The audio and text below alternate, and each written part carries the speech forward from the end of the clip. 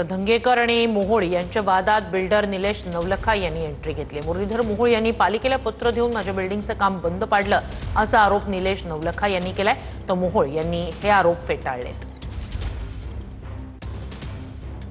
2010 साली माझा बालेवाडी येथे प्लॅन सँक्शन झाला होता, मंजूर झाला होता महानगरपालिकेतून। मोहोळ साहेबांनी महानगरपालिकेला 2 पत्र लिहिली। महापालिकेच्या अधिकाऱ्यांनी जी माहिती सांगितलेली अशी आहे की त्यांच्यावर खूप प्रेशर टाकण्यात आलं, फोन करून मुरलीधर मोहोळांकडून।